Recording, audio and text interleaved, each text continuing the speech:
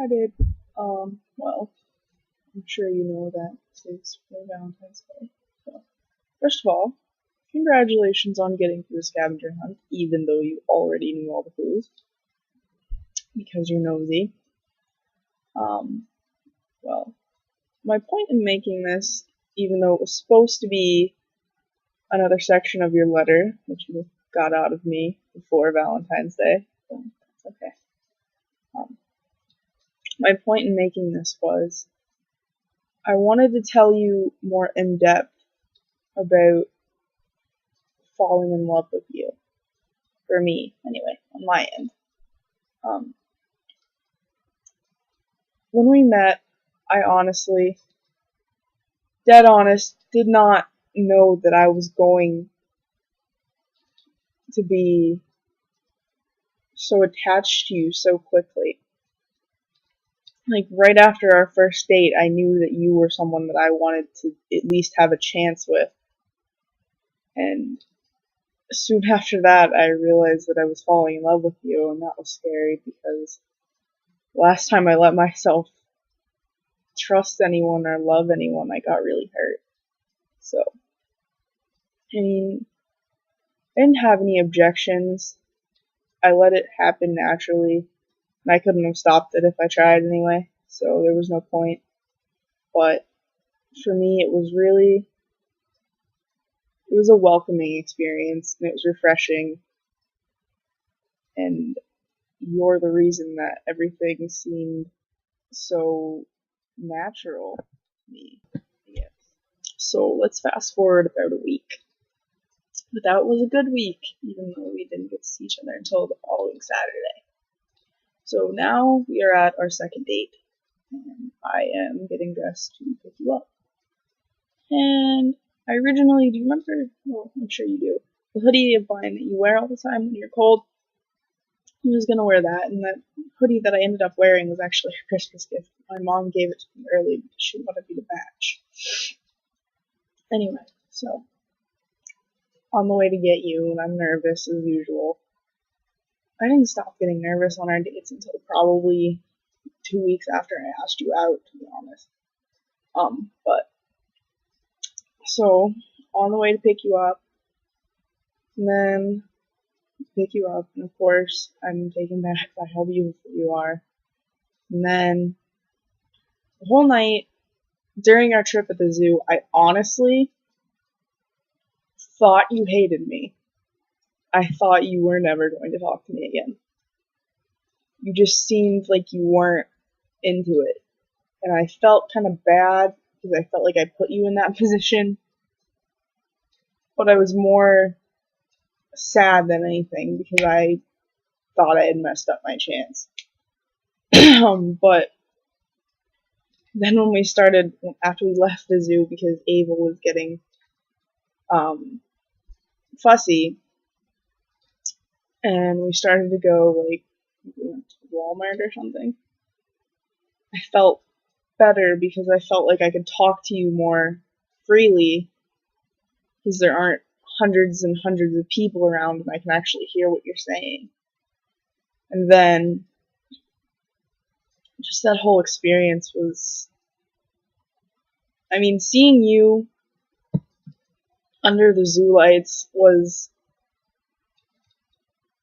an experience all on its own. I mean, I knew you were beautiful before, but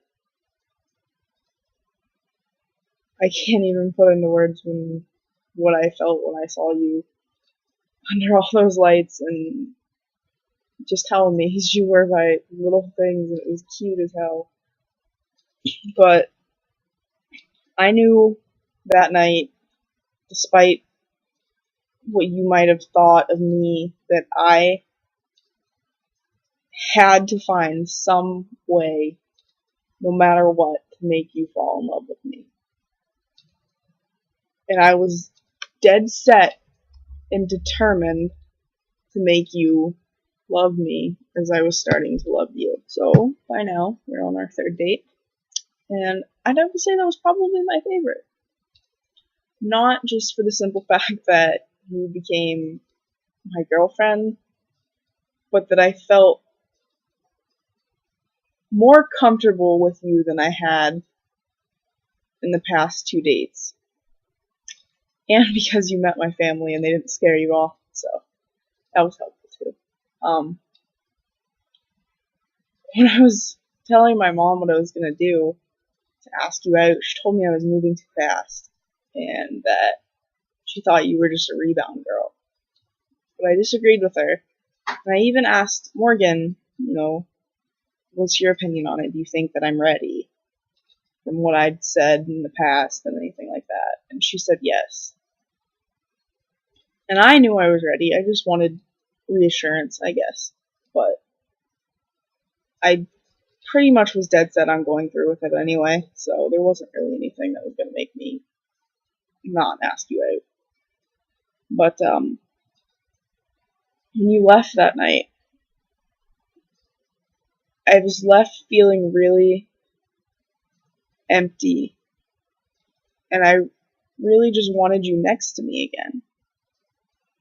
But I knew that I couldn't because you had to go to school and I had to do schoolwork too. And I had a really hard time not being with you because I felt like it was going to be months and months until I saw you again. I mean, I know that's just because it's the mindset I was into, but regardless, even a week without you is still hard. And just the whole night was amazing. I mean, seeing you interact with my family and seeing how you all kind of fit together well was absolutely amazing because family is incredibly important to me, and I'm just really glad that you fit in so well with my family. So those are the 3 most important dates in our relationship timeline. So those are the only ones I'm really going to go in depth into, but I just wanted to add before I go, since it is almost 1:30 in the morning right now. I love you more than anything in the entire world. And every word that I say to you, I mean with my whole heart. I have absolutely no doubts about us or about anything because I just know that this has to be it. There can't be anything better. And I know that someday I'm going to marry you. And I don't care if I have to drag you down the aisle, I'm going to marry you. And as much as I can't wait for that day, I can't wait for right now. Because right now, we're learning and loving things about each other that in the future we won't pay as much attention to. Like little quirks and little eccentricities about each other that in the future will seem insignificant, but now they mean everything. And you mean everything. Everything about you is just something that has drawn me in. I couldn't leave you if I tried. I don't ever want to try. But, I mean, like I've said in the past, if there's someone after me,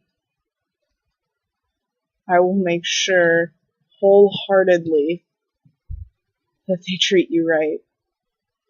Because even though sometimes I say stupid things or I do stupid things, I have the best intentions, and I promise you that.